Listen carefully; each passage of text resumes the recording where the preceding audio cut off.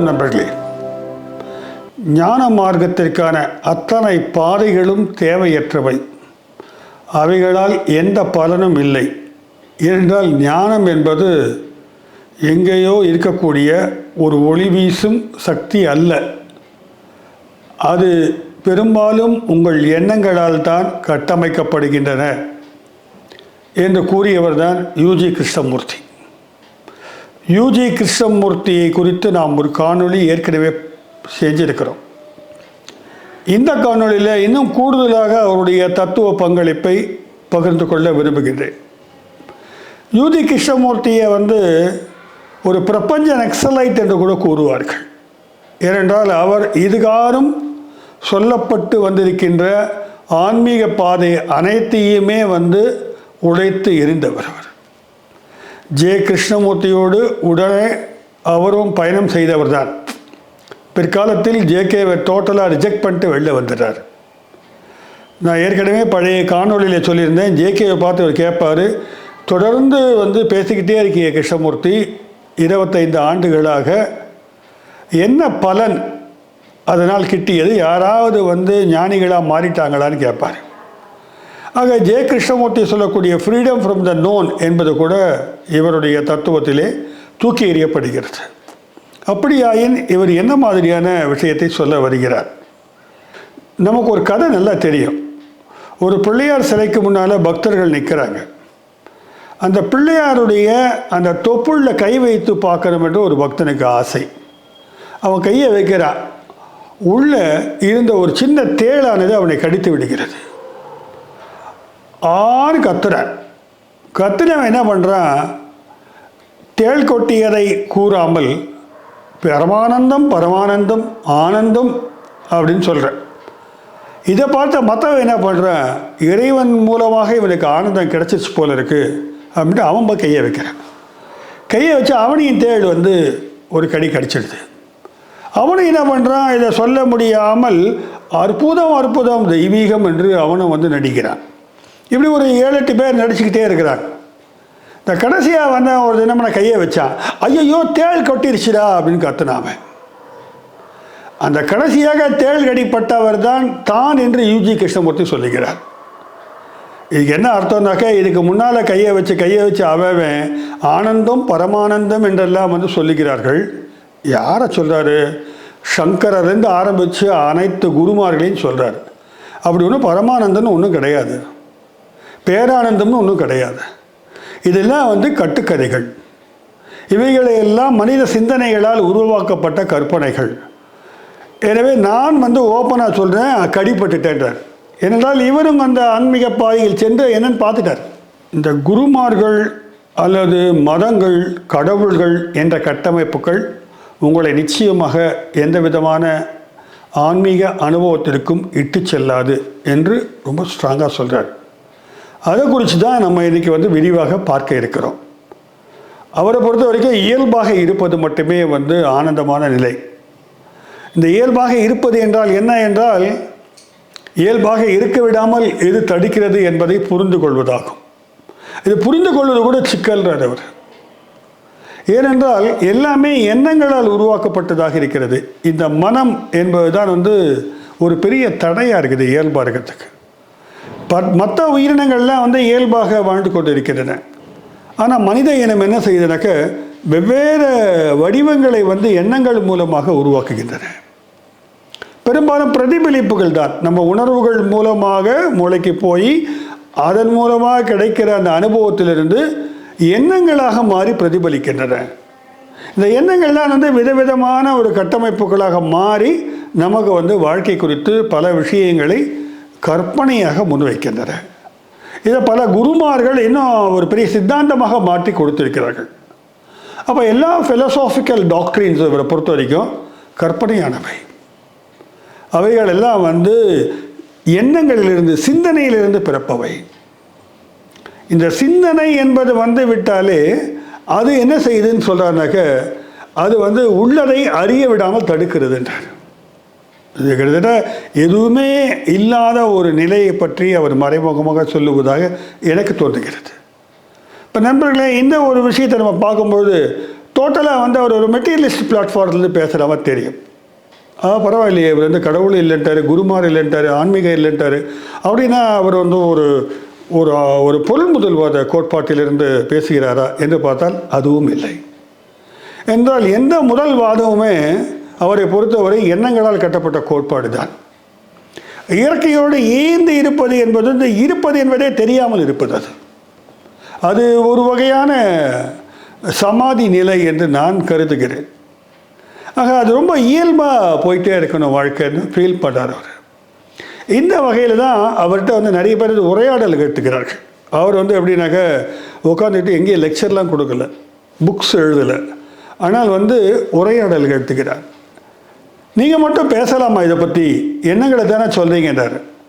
நான் இயற்கையாக இருக்கிறேன், என்னுடைய சுபாவம் பேசுவது. நீங்கள் நான் சொல்கிறத ஏற்றுக்கணுன்ற அவசியமும் இல்லை, நீங்கள் வந்து என்னிடம் வந்து உரையாட வேண்டிய அவசியம் இல்லை, நீங்கள் வந்திருக்கீங்க, நான் பேசுகிறேன் அப்படின்னு தான் ஏன் பேசுகிறேன் என்பதற்கான ஒரு புரிதலை முன்வைக்கிறார். இவருக்கான சில மிஸ்டிக்கல் எக்ஸ்பீரியன்ஸஸ்லாம் இருந்ததாக வந்து சொல்கிறாங்க.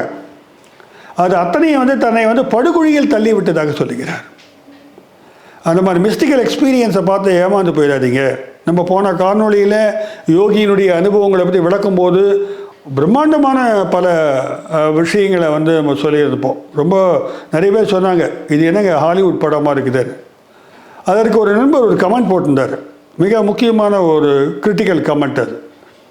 அதாவது யோக பயிற்சிகளினால் கிடைக்கக்கூடிய இம்மாதிரியான அனுபவங்கள் எல்லாம் மாய சக்தியால் உருவாக்கப்படுபவை. இவைகளிலே சிக்கிக்கொண்டு விட்டால் பெரும்பாலும் வந்து உண்மையான ஞான தளத்திற்கு, அத்வைதம் போன்ற தத்துவங்கள் குறிப்பிடுகின்ற ஞான அனுபவத்திற்கு மனிதர்களால் செல்ல முடியாமல் போய்விடும். ஆனால் அவர்கள் அனுபவிப்பதாக சொல்வதெல்லாம் ஒரு மாயத் தோற்றங்கள் அப்படின்னு குறிப்பிட்டிருந்தார். இது ஒரு பார்வைக்காக முன்னால் வைக்கிறேன். இவரை பொறுத்த வரைக்கும் அந்த அத்வைத அனுபவம் கூட வந்து மாய தோற்றம் தான். மாயா என்று அத்வைதா குறிப்பிடுவதும் மாயை தான். இது அல்ல இது அல்ல என்று அத்வைதம் குறிப்பிடுகிறது, நேத்தி வாதா. அப்படி இது அல்ல என்று சொல்வது எது என்று பார்த்தால் அதுவும் உள்ளத்தில் இருக்கின்ற எண்ணமாகத்தான் இருக்கிறது. அப்போ டோட்டலாக வந்து இவர் ரிஜெக்ட் பண்ணுறது வந்து நோன் மட்டுமல்ல, அந்த எண்ணங்களையே ரிஜெக்ட் பண்ணுறார். அப்சர்வ் யுவர் தாட்ஸ்லாம் சொல்கிறோம் இல்லையா, ஆனால் ஹூ இஸ் அப்சர்விங்? இந்த கேள்வி எல்லாருக்குமே இருக்கும். ஒரு எண்ணம் இருக்குது, இந்த எண்ணத்தை வந்து கவனிங்கன்றாங்க. யார் கவனிக்கிறாங்க? நான் கவனிக்கிறேன் என்றால் நான் என்றால் என்ன? அது ஒரு எண்ணமாக இருக்கிறது. ஆக எண்ணங்கள் தான் வந்து தொடர் ஓட்டமாக இருக்கிறது தவிர இதை தாண்டி ஒரு ஆன்மா என்று ஒன்று கண்டிப்பாக இல்லை என்பதை வந்து ரொம்ப ஆணித்தரமாக சொல்கிறார். அப்போ இந்த நிலைப்பாட்டிலிருந்து அவர் இந்த வாழ்க்கையை எவ்வாறாக அவதானிக்கிறார் என்று பார்க்கலாம். இவரை பொறுத்தவரை எதுவும் பிறக்கவும் இல்லை, அழியவும் இல்லை. ரொம்ப அப்ட்ராக்டான ஃபிலாசபி. கொஞ்ச நேரத்துக்கு முன்னால் ஜெய கிருஷ்ணமூர்த்தி சொன்ன ஃப்ரீடம் ஃப்ரம் த நோன். இவரை பொறுத்த வரைக்கும் ஃப்ரீடம் ஃப்ரம் த தாட். எண்ணங்களே வேணான்றார். சரி, இது இப்படி இருக்கட்டும். அப்போ ஒருத்தர் கேட்குறாரு அவர்கிட்ட, இந்த மனசாந்தி என்பது என்ன? மனம் அமைதியை அடைய வேண்டும். இந்த வாழ்க்கைக்குரிய அர்த்தத்தை எப்படி தேடுவது? இது தத்துவத்தில் நம்ம வழக்கமாக வைக்கிற கேள்விகள் தான். அதற்கு அவர் என்ன பதில் சொல்கிறாருன்னா, மனசாந்தி இருக்குதுன்னு உங்களுக்கு யாருங்க சொன்னாங்க? இல்லை வாழ்க்கைக்கு ஒரு அர்த்தம் இருக்கிறதாக யார் உங்களுக்கு இதை கற்றுக் கொடுத்தார்கள்? இவையெல்லாம் வெறும் கற்பிதங்கள். சாந்திலாம் ஒன்றும் கிடையாது, மன அமைதியெலாம் ஒன்றும் கிடையாது. அதை நம்ம வந்து ஒரு எண்ணங்கள் மூலமாக கட்டமைக்கப்பட்டிருக்கின்ற கான்செப்ட்ஸ். இதெல்லாம் ஒரு கருத்தாக்கங்கள், அவ்வளோதான். இதெல்லாம் வந்து ஒரு விருப்பங்கள் சொல்ல போகிறாங்க. நீங்கள் அந்த விருப்பங்களை அடைய முற்படுகிறீர்கள். இல்லாத ஒரு விஷயத்தை எப்படி அடைய முடியும்? எண்ணங்களே இல்லாத நிலையை வேணும்னு சொல்லுவாங்க.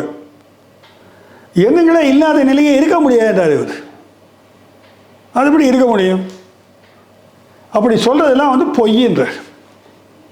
அப்போது மனசாந்தியும் இல்லை, அதே மாதிரி அர்த்தம் ஏதோ கிடைப்பதாக நினைத்து கொண்டு பல்வேறு முயற்சிகளை எடுப்பதும் பலனற்றது அப்படின்னு சொல்கிறார். அப்போ என்ன சொல்கிறாங்க? இல்லைங்க, மெடிடேஷன்லாம் பண்ணலாம், மெடிடேஷன் பண்ணால் ஒரு அமைதி சாந்தி கிடைக்குது இல்லைன்றார். அது மெடிடேஷனால் வர சாந்தி இல்லை. நீங்கள் யோகா அப்புறம் தியானம் போன்றவற்றெல்லாம் கடினமாக செய்த ஒருபாடு மனதுக்கு கிடைக்கின்ற ஒரு விதமான அலுப்பு தான் அது. அப்பா அப்படின்னு ஓய்வு பெறுகிறது. இதிலிருந்து கிடைக்கின்ற ஒரு ஓய்வு தான் அந்த நிம்மதி போல தெரியுதே தவிர அது சலித்து போன மனபாவம். அது கொஞ்ச நேரத்துக்கு தான் இருக்கும் அந்த மனசாந்தி. திரும்பி போயிடும். திரும்பி நீங்கள் யோகா பண்ணுவீங்க, திரும்பி நீங்கள் ஆசனாஸ் பண்ணுவீங்க, தியானம் பண்ணுவீங்க, வெவ்வேறு யுக்திகளை எல்லாம் ட்ரை பண்ணுவீங்க, குருநாதரை தேடுவீங்க. இது எல்லாமே தற்காலிகமாக முடிந்து போகும். அது ஒரு ஒரு பர்மனெண்ட்டாக உடனே கிடைக்கிற விஷயம் இல்லை. ஏனென்றால் அப்படி ஒன்று இல்லவே இல்லை. இதுதான் அவருடைய உடைப்புன்னு சொல்லுவேன். அவருடைய வேலை என்னென்னாக்க டீகன்ஸ்ட்ரக்ட் பண்ணிட்டே போகிறது எல்லாத்தையும். அதனுடைய நோக்கம் என்னவாக இருக்குனாக்க ஒன்றும் இல்லாதது இல்லை. அவரை பற்றி நிறைய நண்பர்கள் பாராட்டி பேசுகிறார்கள். நிறைய பேர் அவருடைய தத்துவம் கடினமாக இருந்தாலும் மிகவும் உண்மைக்கு அருகில் இருப்பதாக கருத்துக்கள் எல்லாம் சென்ற காணொளியில் போட்டிருக்காங்க. ஆக எண்ணங்களே இல்லாத ஒரு நிலை, இயல்பான நிலை, இதற்கு தடையாக இருப்பது என்பது நாம் உருவாக்குகின்ற பல்வேறு ஆன்மீக பயிற்சிகளும் பாதைகளும் தான். ஒட்டுமொத்தமாக அதை காலி பண்ணிடாதுங்களா? இன்னொன்று சொல்லுவாங்க, சுயநலமின்மை இருக்கணும்னுவாங்க. சுயநலமாக இருக்கக்கூடாது, செல்ஃப்லெஸ். செல்ஃபே கிடையாது, அதில் செல்ஃப்லெஸ் இருக்கணும்னாக்க எப்படி முடியும்? சுயநலம் இல்லாமல் இருக்க வேண்டும் என்று நாம் கருதுகிறோம், எண்ணுகிறோம், சிந்திக்கின்றோம். அது ஒரு சிந்தனை, அவ்வளோதான். இட் இஸ் எ தாட், அவ்வளோதான். இந்த சிந்தனை என்பது அதற்கு மேலே உங்களை சுயநலம்னா என்னென்ன உங்களுக்கு தெரியாது. அப்படி சிந்திக்கிறதுன்றதே ஒரு சுயநலமான விஷயந்தான். நீங்கள் நேச்சுரலாக எப்படி இருக்கீங்கன்னாக்க சுயநலம் உள்ளவர்களாக இருக்கிறீங்க. அதை மறைக்கணுன்றதுக்காக சுயநலமின்மைன்ற ஒரு கான்செப்டை கண்டுபிடிச்சு அந்த சுயநலமின்மையாக இருப்பதற்காக பல பயிற்சிகளை தான் எடுக்கிறீங்க. எண்ணங்கள் மூலமாக அப்படி ஒரு ஒரு ஒரு ஆசகர் வரனா அவருக்கு காசு போடுறீங்க, யாருக்காவது உதவினா செய்கிறீங்க, இன்முகத்தோடு வச்சுக்கிறீங்க. ஆனால் உள்ளுக்குள்ளே தன்னலத்தோடு தான் இருக்கிறீர்கள் அப்படின்னு யூஜி கிருஷ்ணமூர்த்தி சொல்கிறாரு. அப்போ எல்லா மனிதருக்குள்ளேயும் இந்த தன்னலம் வேட்கை என்பது இயல்பாகவே கிடக்குது. அதை மறைக்கிறதுக்காக சுயநலமின்மைன்னு சொல்லிக்கிட்டு அதன் மூலமாக நாங்கள் வாழ்க்கையில் ஒரு உயர்கட்ட ஆன்மீக நிலைக்கு போக முடியும் என்று சொல்வது கற்பனையான ஒரு விஷயமாக இருக்கிறது. இந்த கற்பனைகளிலிருந்து மனிதன் விடுபட வேண்டும். இது அவர் சொல்ல, அவர் பூடகமாக உணர்த்துகிறார். இதை வாழ்க்கைக்கு அர்த்தம் தேடுவது என்பது ஒரு இலக்காக கொள்ள வேண்டும் என்று சொல்லப்பட்டு வருகிறது ஆன்மீக குருமார்களால். அது மட்டும் இல்லை, சாதாரணமாகவே மோட்டிவேஷன் கிளாஸஸ்லேயும் சரி, பொதுவாக பேசுகிறவங்கெல்லாம் வாழ்க்கைக்கு அர்த்தம் வேணும்னு சொல்கிறாங்க. இந்த அர்த்தம் தேடுகின்ற முயற்சி என்பது ஒரு இலக்காக கொடுக்கப்படுகிறது. யூஜி கிருஷ்ணமூர்த்தியை பொறுத்த வரைக்கும் இந்த இலக்கு என்பதே என்னன்னு பாருங்கன்றார். இலக்கு என்பது உங்களுடைய சிந்தனை, உங்கள் மீது திணிக்கப்பட்ட ஒரு சிந்தனை. அது இந்த உங்கள் சிந்தனையே உங்களுக்கு பிரச்சனை, உங்கள் மீது திணிக்கப்பட்டு இருக்கிறது. யார் திணிக்கிறாங்க? இரட்சகர்கள், குருமார்கள், ஆன்மீக ஞானிகள், வழிகாட்டிகள், இப்படி நிறைய பேர் இருக்கிறாங்க. இவங்களெல்லாம் உங்களுடைய கோலை அச்சீவ் பண்ண உதவவே முடியாது அப்படின்னு சொல்கிறார். நம்ம பெரும்பாலும் குரு வேணும்னு சொல்கிறோம். நோ குரு, நோ கோல். இதுதான் அவருடைய அடிப்படை. அப்போ இந்த கோல் என்பதே ஆனந்தத்தை அடைவது, அர்த்தத்தை அடைவது. வாழ்க்கை என்பது அது பாட்டுக்கு இருக்குது. வாழ்க்கை அதுவாக இருக்கிறது. அது உள்ள போய் எப்படி வாழ்வதுன்னு ஒரு கேள்வி கேட்குறீங்க. இந்த எப்படி வாழ்வதுன்ற ஒரு சிந்தனை வந்துருச்சுனாலே சிக்கல் தான். இப்படியா அப்படியான பல்வேறு சிந்தனைகள் வருகிறது. அதுக்கு பல வழிமுறைகளை நாடி நம்ம போகிறோம். வாழ்க்கை தன்னால் போயிட்டுருக்கோம். அதனால் எப்படி வாழ்வது என்ற கேள்வி என்பதே மனிதர்களுக்கு சிக்கலை உண்டாக்குகிறது வாழ்வதிலே. அது உண்மையான வாழ்க்கையை நீங்கள் தொலைச்சிடுறீங்க. அப்போ இயல்பு நிலையான வாழ்க்கை இல்லாத ஒரு வாழ்க்கைக்கு செல்கிறது.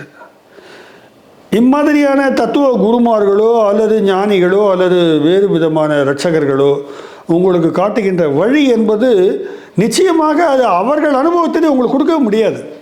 அப்படிலாம் கொடுக்க முடியாதார்.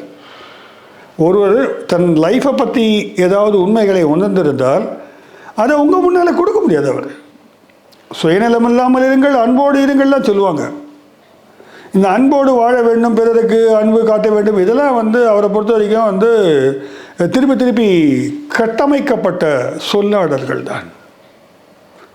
நீங்கள் பாட்டு இருங்க, எல்லாமே இயல்பாகவே நடக்கும்.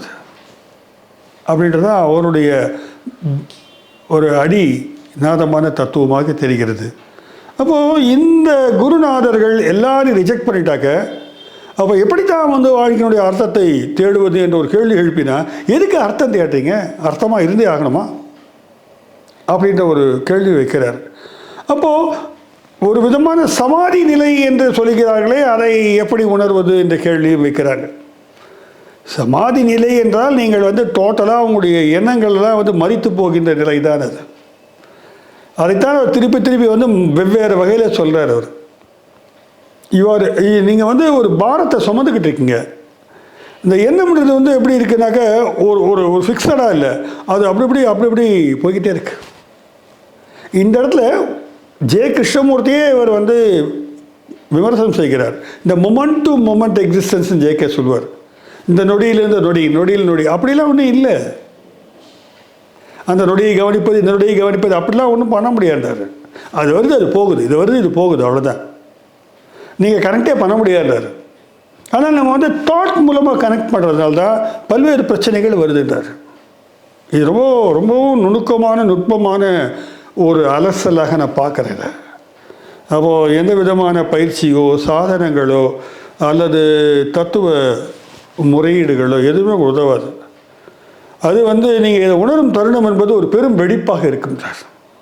பெரும் வெடிப்பு என்றால் நம்ம டோட்டலாக அதிலிருந்து கலண்டுருவோம். இதிலிருந்து இந்த கட்டமைக்கப்பட்ட சித்தாந்த வழிகாட்டுதல்களிலிருந்தும் வெவ்வேறு பயிற்சி முறைகளிலிருந்தும் நாம் தூக்கி எறியப்படுவோம். அது ஒரு பெரும் வெடிப்பு என்ற சொல்லாடலில் அவர் வெளிப்படுத்துகிறார். அந்த வெடிப்புக்குள்ளே போயிட்டீங்கன்னா உங்களுக்கு அப்போ தான் எக்ஸ்பீரியன்ஸ் ஆவீங்க. அது யாருமே நமக்கு வழிகாட்ட முடியாதுன்ற உண்மையானது புலப்படும். ரொம்ப ஆபத்தான ஒரு தத்துவமாக இருக்குது. உலகில் அன்பு செலுத்த வேண்டாம். நீங்கள் சுயநலமின்மையாக இருப்பது என்பது பொய்யாக நாம் உருவாக்கி கொண்ட ஒரு கான்செப்ட் உங்களுக்கு தெரியும். காலத்தின் ஓட்டத்தில், காலத்தில் தான், டைமில் தான் எண்ணங்கள் உருவாகுதுன்றார். எல்லாமே டைம் பவுண்டு. நமக்கு நிறைய இந்த இந்த ஆன்மீக சிந்தனைகள் என்ன கொடுக்குதுன்னா நம்பிக்கை கொடுக்குது. மறுமை பற்றிய நம்பிக்கை கொடுக்குது சில தத்துவங்கள். சில தத்துவங்கள் அடுத்த கணம் கழித்து நமக்கு நல்லது நடக்கின்ற நம்பிக்கை கொடுக்குது. நீங்கள் இப்படியே இந்த பாதையில் போனீங்கன்னா உங்களுக்கு நல்லது கிடைக்குன்னு சொல்லுது.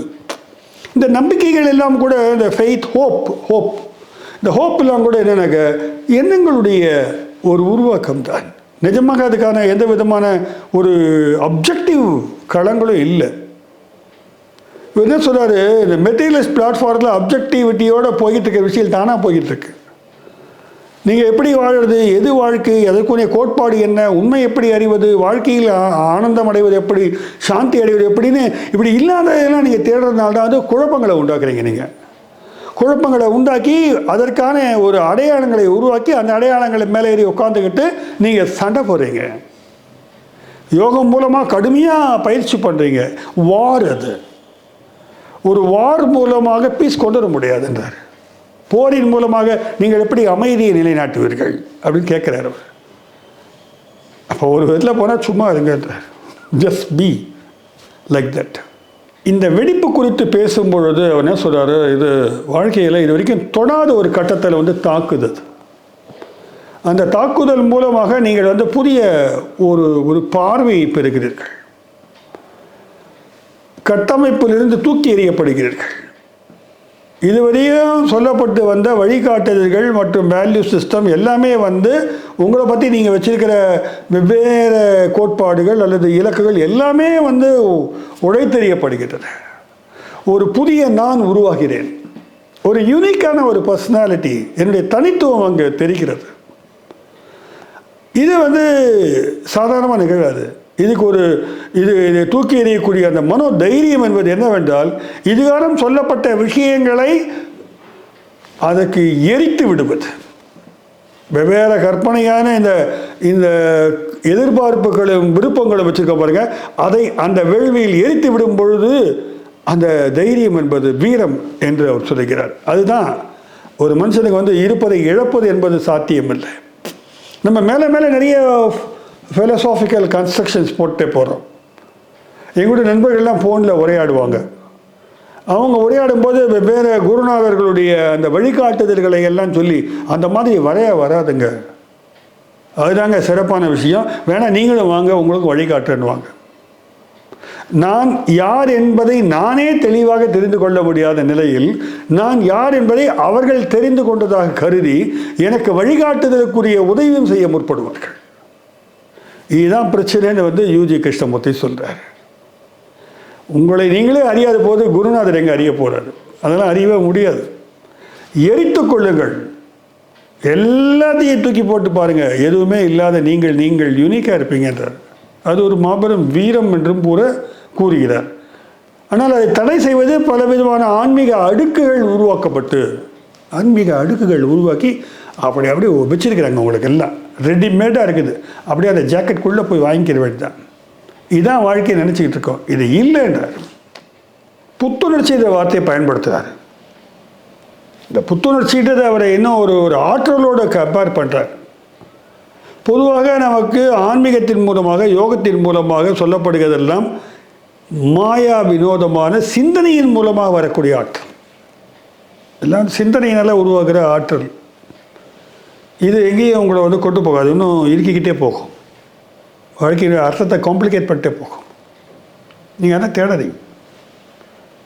அப்போ என்ன தான் செய்யறது அப்படின்னு கொஸ்டின் வந்துச்சுன்னா, இது இல்லாத ஒரு ஆற்றல் அனுபவம் இருப்பதாக அவர் குறிப்பிடுகிறார். ஆனால் அதை என்னிடமிருந்து நீங்கள் பெற முடியாது. அது நீங்களே உங்களுக்குள்ளே வரும். அது வந்து ஒரு விதமான எரிப்பின் மூலமாக ஒரு சக்தியை வந்து டோட்டலாக வந்து ஏற்கனவே அறிந்தவைகளை வந்து எரித்து விடுவதன் மூலமாக வருவது. கிட்டத்தட்ட ஒரு மரணத்துக்கு ஒப்பான விஷயமாக சொல்கிறார். ஈவன் ஃபிசிக்கல் டெத்து மூலமாக தான் கூட சில சமயத்தில் நடக்கும்னு கூட சொல்கிறார். அதுக்கு இந்த மறுபிறவியெல்லாம் அவர் ஒன்றும் சொல்லலை. மறுபிறவி நீங்கள் உருவாக்கிக்கிட்ட ஒரு கன்ஸ்ட்ரக்ஷன்றார். இந்த ஆன்மா அழியக்கூடாது, இந்த உடல் அழியக்கூடாது அப்படின்னு நினைக்கிறீங்க. நீங்கள் இந்த வாழ்க்கையை வந்து கண்டினியூ பண்ண விரும்புறதுனால உருவாக்கப்பட்ட ஒரு கற்பனை கான்செப்ட் தான் மறுபிறவி. அப்போ நீங்கள் என்ன சொல்கிறீங்கன்னு கேட்டாக்க, நான் ஒரு மாடலே இல்லை, நான் I'm not here to suggest you any வே. நீங்கள் வந்து என்னதான் புரட்சிகரமாக புத்துணர்ச்சியோடு என்னுடைய கருத்தாக்கள் இருந்தாலும் அவற்றை எடுத்து பயன்படுத்தி அதன் பாதையை பின்பற்றினால் ஆபத்துக்குள்ளே மாட்டிக்கிறீங்க. நான் உங்களுக்கு சஜஸ்ட் பண்ணல. நான் வந்து ஏதாவது புரட்சிகரமாக செய்ய விரும்பினால் என்னெல்லாம் சொன்னாலும் அழிக்கணும்னு நினைக்கிறேன். நான் இது வந்து புரிந்துக்க முடியுமான்றதே ஒரு சிக்கலான விஷயம்தான். ஆனால் மறைமுகமாக அவர் குறிப்பிடுவது ஒரு வகையான அனுபவத்தை குறிப்பிடுகிறார். இந்த ஆன்மீகம்ன்ற சொல்லாடலை வந்து அவர் விரும்பல. அவர் இது ஆன்மீகம் அல்ல, இது மிக யதார்த்தமான ஒரு நிம்மதின்றது. அந்த நிலை, இந்த புத்துணர்ச்சி வர நிலை இருக்குது பாருங்க. அதாவது சிந்தனைகளால் வந்து ஆட்படாத அந்த ஆற்றலுக்குள் நம்மை செலுத்தி கொள்ளாத ஒரு இதமான நிலையாக சொல்லாது. அது ஒரு அனுபவம் தான். அங்கே கடவுளும் இல்லை. கடவுளை பற்றி கேட்டாக்க கடவுள் இருக்கிறாரா அப்படின்னு கேள்வி கேட்குறாங்க. முச்சிக்கலாக திருப்பி இந்த கேள்வி கேட்குறீங்களே நீங்கள். கடவுள் எல்லாம் உருவாக்கி இருக்கிறாங்க, உருவாக்கி அதை வச்சு நல்லா பிஸ்னஸ் பண்ணிருக்காங்க. அதை வச்சு ஒரு பெரிய சமுதாயத்தையே பண்பாட்டு சக்தியாக மாற்றி அதன் பின்னால் வந்து மக்களை வந்து வரவழைச்சிருக்கிறாங்க. ஆனால் எந்த கடவுள்லாம் வேறு வேலை இருக்குது. கடவுள்லாம் காப்பாற்ற முடியாது உங்களை. நீங்கள் தான் வந்து அதை உணர வேண்டும்னு அளவில் சொல்கிறாரு. அது தாட் இல்லை. கண்டிப்பாக உணர்ந்தாக்கா அதை வந்து மொழியில் உண்டாக்கும் போது தாட்டாக மாறிடும். அது மொழி சிக்கல் வந்துடுறாங்க. மொத்தத்தில் வந்து அந்த புத்துயிருப்பான இயற்கையோடு இயைந்து வாழ்கின்ற வாழ்க்கையினுடைய அனுபவத்தை வந்து நீங்கள் சொல்லவே முடியாதுன்றது தான் அவருடைய தாற்பயம். இதை சொல்ல முயற்சி செய்த சங்கரர் முதல் இன்று இருக்கக்கூடிய ஞான குருமார்கள் வரை அனைவரும் வந்து செய்தது இவரை பொறுத்தவரை தவறு. அவங்க தான் மிகப்பெரிய ஒரு குழப்பத்தை உண்டாக்கி விட்டார்கள் சொல்கிறார். ஜெய கிருஷ்ணமூர்த்தியெல்லாம் ரொம்ப கடுமையாக இவர் வந்து தாக்குறார். ரொம்ப க்ளோஸாக இருந்தவர் அவர். ஜேகே ஒரு முறை வந்து லண்டனில் இருக்கும்போது மழை பெஞ்சிக்கிட்டு இருக்கு, இவர் நடந்து போகிறாரு, காரில் ஜேகே வர்றாரு, வந்து ஏறிக்கோ யூஜிக்கு என்றார். இல்லை இல்லை நான் வந்து என் உயிர் இன்சூரன்ஸ் பண்ணல, உங்களோட நான் வர முடியாதுன்னு கிண்டலாக சொல்லிட்டு விலகிடுறாரு. அது அந்த அளவுக்கு வந்து ஒரு அளவுக்கு தூக்கி எரிஞ்சிட்டாரு. இவர் ரொம்ப எப்படின்னாக்க எதையும் தபால் டிமான் உடச்சிட்டு போட்டுருவார். தனக்கு எந்த பைசாவும் வச்சுக்கல அவர். அன்றைக்கான காசு இருந்தால் தூக்கி மொத்தம் தூக்கி போட்டுருவார். யாரோ கொடுக்குற இடத்துல இருந்தார். யாரோ ஒரு அம்மா வந்து அவருக்கு உதவி பண்ணுறாங்க, நண்பர்கள் வந்து பார்க்குறாங்க, சிற்பிகள் சிந்தனையாளர்கள் வந்து பார்க்குறாங்க, சைக்கியாட்ரிஸ்ட் வந்து பார்க்குறாங்க. எல்லாருக்கும் அவருடைய ஒன்றுமே இல்லைன்னு சொல்கிறதுக்குள்ளே ஏதோ ஒன்று அவங்களுக்கு கிடைக்குது. யூஜிகேருடைய புத்தகங்களை மட்டுமல்ல, யூடியூப்பில் நிறைய டைரக்ட் டிஸ்கஷன்ஸ் இருக்குது. நீங்கள் அதை பார்த்தீங்கன்னாக்க அட்டாக்கிங் த என்டையர் சிஸ்டம் ரொம்ப சிரமமான விஷயம். நம்ம நேயர்கள் பல பேர் வந்து பல்வேறு விதமான யோக பயிற்சிகளை மேற்கொண்டு வருகிறார்கள். இது அத்தனை டிமாலிஷ் பண்ணுற ஒரு ஃபிலாசபி தான் யூஜி கிருஷ்ணமூர்த்தி. எண்ணங்களை கட்டுப்படுத்த வேண்டும் என்று மகான்கள் கூறுகிறார்கள். யூஜி கிருஷ்ணமூர்த்தி இதை மறுதளிக்கிறார். செத்து போனால் தான் எண்ணங்களை கட்டுப்படுத்த முடியும். எண்ணங்கள் இருந்துக்கிட்டே இருக்கும். நீங்கள் என்ன பிரச்சனைன்னு பார்த்தாக்கா எண்ணங்களை கட்டுப்படுத்துவது பிரச்சனை அல்ல. நீங்கள் சிந்தனையின் மூலமாக எதையெல்லாம் இல்லையோ அதையெல்லாம் வந்து அடைய ஆசைப்படுறீங்க. எதையோ அன்புன்னு ஒன்று கண்டுபிடிக்கிறீங்க, பேரின்பம் என்று ஒன்று இருப்பதாக சொல்லுறீங்க, உடல் இன்பத்தில் சிற்றின்பம்னு சொல்லிடுறீங்க. இயற்கையாக எதெல்லாம் இருக்குதோ அதெல்லாம் மறுத்து விட்டு இல்லாத ஒரு விஷயத்தை வந்து உருவாக்கும் போது தான் இந்த எண்ணங்கள் வந்து உங்களுக்கு சிக்கலாகின்றன.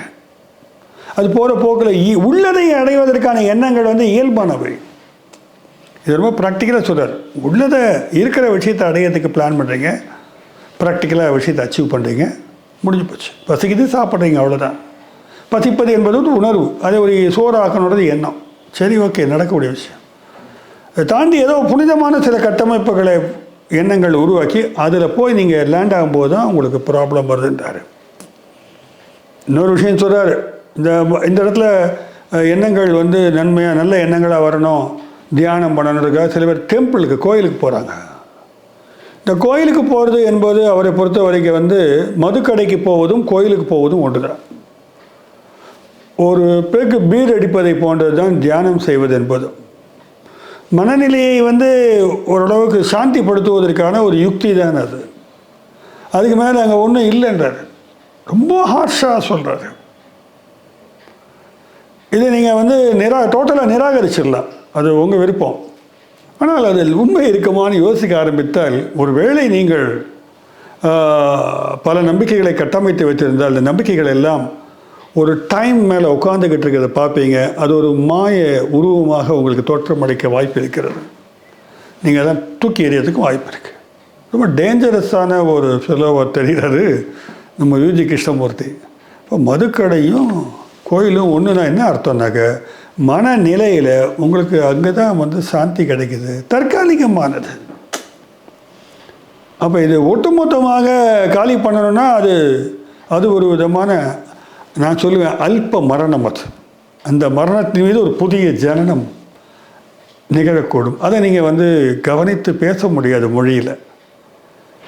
இப்படியாக ஒரு புதுமையான விளக்கங்களை வந்து இவர் வந்து இந்த இருப்பு குறித்து விளக்க ஆரம்பித்திருக்கிறார்.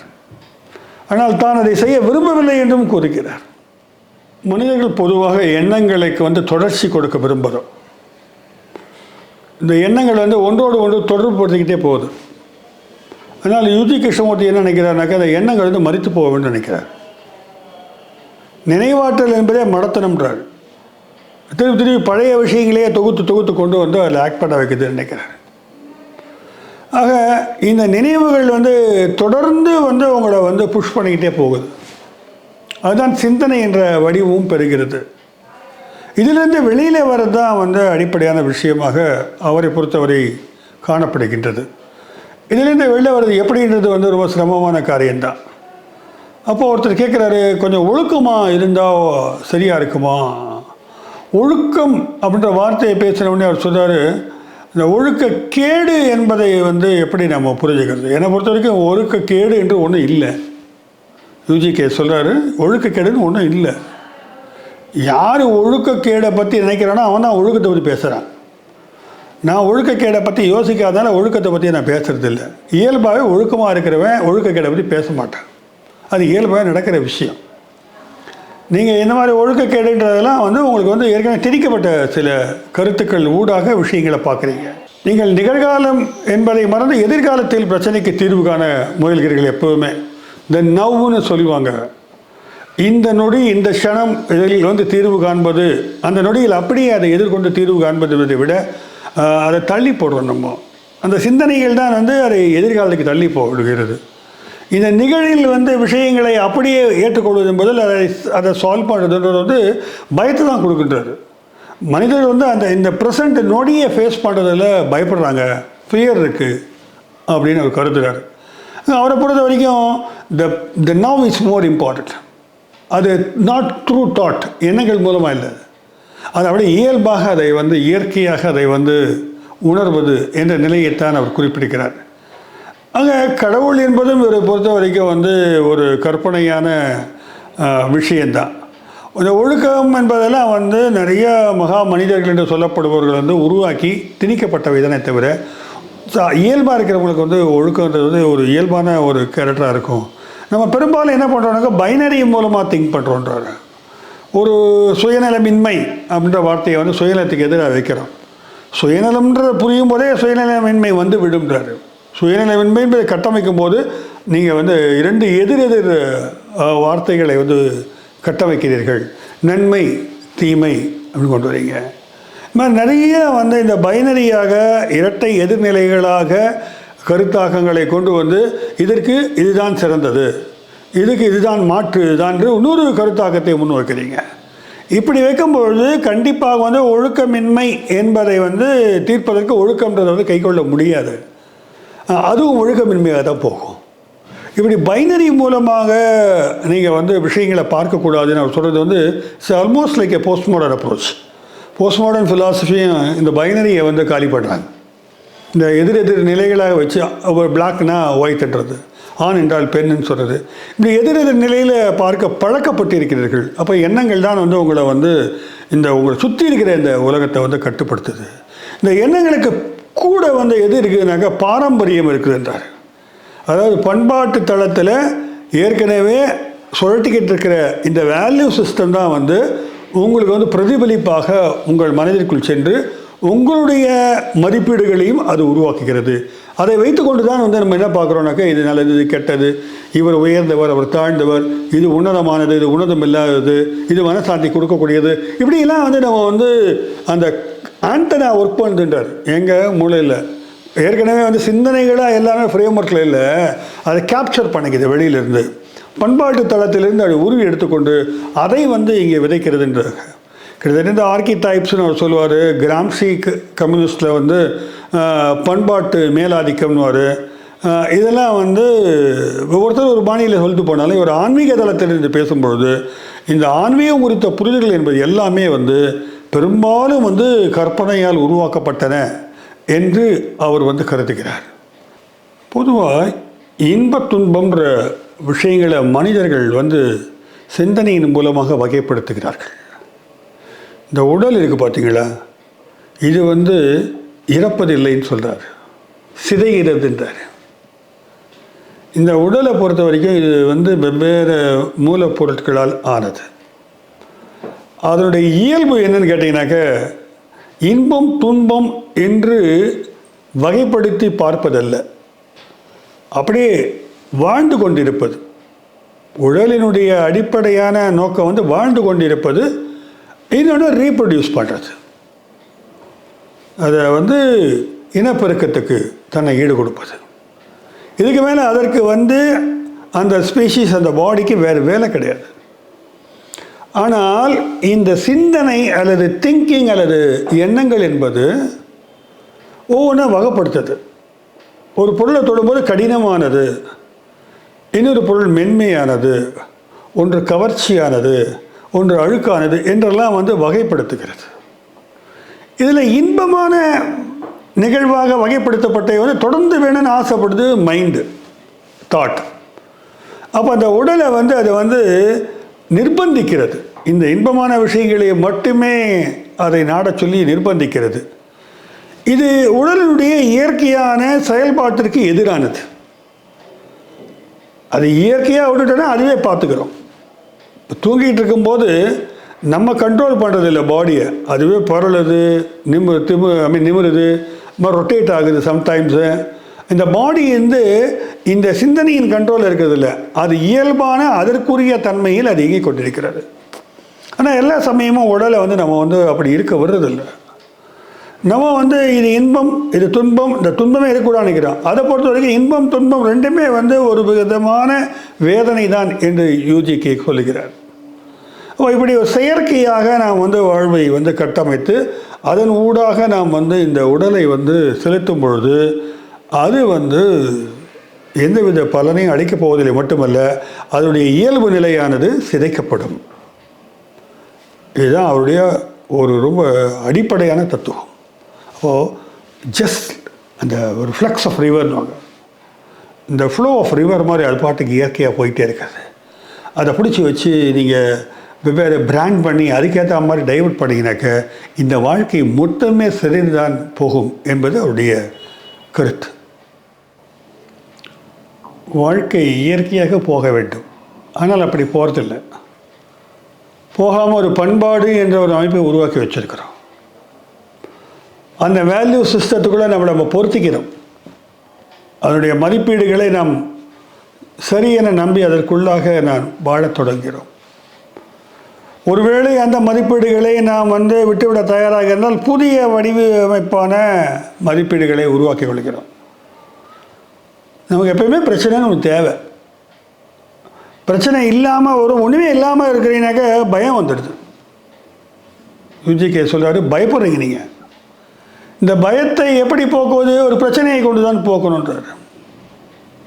இந்த அன்பு, கருணை, அகிம்சை, மகா கருணை, அப்புறம் காதல், இது எல்லாமே வந்து சிந்தனையால் உருவாக்கப்பட்ட போலித்தனமான மதிப்பீடுகள் தான்றார். இதெல்லாம் உடம்பு ரொம்ப பாதிக்குதுன்றார், நரம்பு சிஸ்டத்தையே பாதிக்குதுன்றார். இயல்பாக இருக்கக்கூடிய உடலை வந்து இந்த மாதிரி உணர்ச்சிகளுக்கு பெயரை கொடுத்து உள்ளே செலுத்தி அதை கண்ட்ரோல் பண்ணுறது மூலமாக பாதிப்பு ஏற்படுது அப்படின்றார். நம்ம நினச்சிக்கிட்டு இருக்கோம் காதல் புனிதமானது, அது தெய்வீகமானது. இதெல்லாம் வந்து அவரை பொறுத்த வரைக்கும் ஷியர் நான்சென்ஸ், அபத்தம்ன்றார். இன்னும் சொல்லப்போனால் அதெல்லாம் குப்பைன்றார். இதை இந்த ஒரு தேடல் இருக்கும் நம்ம லைஃப்பில், ஒரு ரியலைசேஷன், முக்தி, இதெல்லாம் வந்து குப்பை, தூக்கி போடுங்க அப்படின்றார். அப்போ என்ன தான் செய்கிறது லைஃப்பில் இல்லையா? மிகப்பெரிய பிரச்சனை.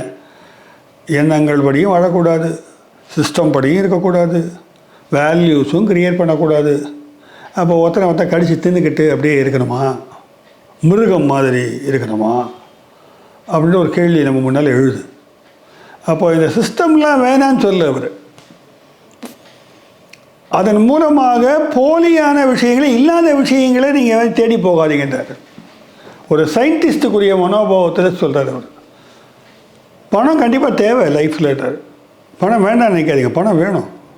பணம் வேணான்னு இந்த சாமியாரெல்லாம் சொல்லுவோம், பணத்தை அவன் சம்பாதிச்சுட்டு போயிடுறான் அப்படின்னு அவர் சொல்கிறார். ரொம்ப ப்ராக்டிக்கலான லைஃப்பில் எது வந்து அப்ஜெக்டிவாக மூவ் ஆகுதோ அது வரைக்கும் போகணும். மீதியை தன்னால் அது பார்த்துக்கும்.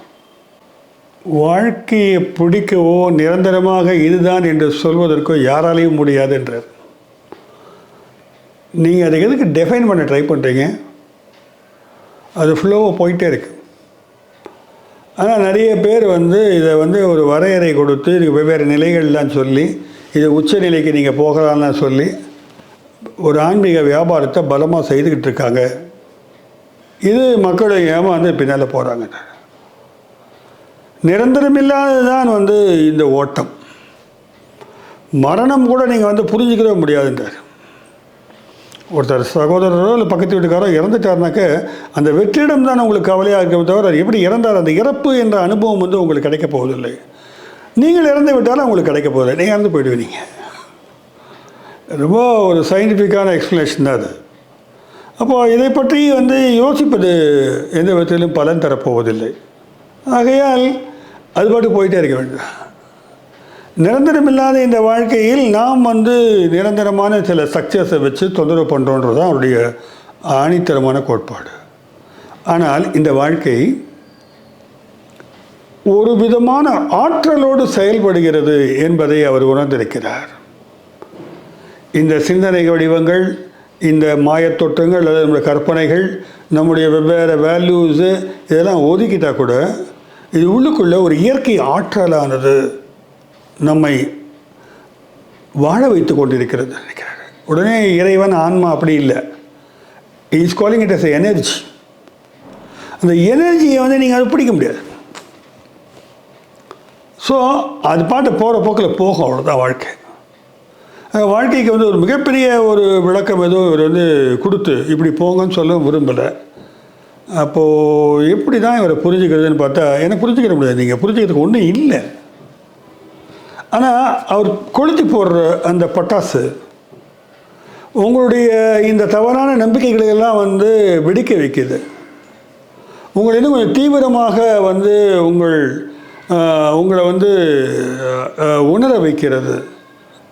வாழ்க்கை பற்றி சிந்திக்க வைக்கிறது என்று சொன்னால் தவறாகிவிடும். சிந்தனை தானே பிரச்சனை என்றார் அவர். அது பிரச்சனைக்குரிய சிந்தனையாக இருப்பது என்பதை புரிந்து கொண்டு சிந்திப்பது என்பது தெளிவை கொடுக்கலாம். ஒருவேளை ஒட்டுமொத்தமாக யூஜி கிருஷ்ணமூர்த்தியை ஃபாலோ பண்ணுறது ரொம்ப சிரமமான விஷயம். அவரும் ஃபாலோ பண்ண சொல்லலை. அவங்கவுங்களுக்கு கிடைக்கின்றார். இதுக்கு நான் வேறு என்ன விளக்கம் கொடுக்க முடியும்னு தெரில எனக்கு. உடனடியாக நான் ஒரு வெளியிலேருந்து ஒரு சோஷியாலஜிக்கல் பர்ஸ்பெக்டிவில், ஒரு பொலிட்டிக்கல் பர்ஸ்பெக்டிவ்லாம் இம்மிடியட்டாக தாவி சொல்ல முடியும். இது ஒரு இர்ரெஸ்பான்சிபிளான ஃபிலாசபி, ஹியூமனிட்டியை இது ப்ராப்பராக கன்சிடர் பண்ணல அப்படிலாம் சொல்ல முடியும். ஆனால் அவர் இன்னும் கொஞ்சம் நுணுக்கமாக ஒரு ஒரு ஒரு ஆழமான உண்மையான தளத்தில் இந்த வாழ்வை நாம் அனுபவிக்க வேண்டும், புரிந்து கொள்ள வேண்டும். அப்போது இந்த தர்ம நியாயங்கள் எல்லாம் சொல்லிக் கொடுத்து வர்றது அது இயல்பாக இருக்கும். ஒரு பூவின் மனம் போல இந்த வாழ்வின் மனம் என்பது அப்படித்தான் இருக்கும் என்று அவர் சொல்லுகிறார். இது ஒரு அற்புதமான ஒரு தத்துவ போக்கு. இது எப்படி ப்ரொசீட் பண்ணுறது தான் சவால். மற்றும் ஒரு காணொளியில் சந்திப்போம். நன்றி.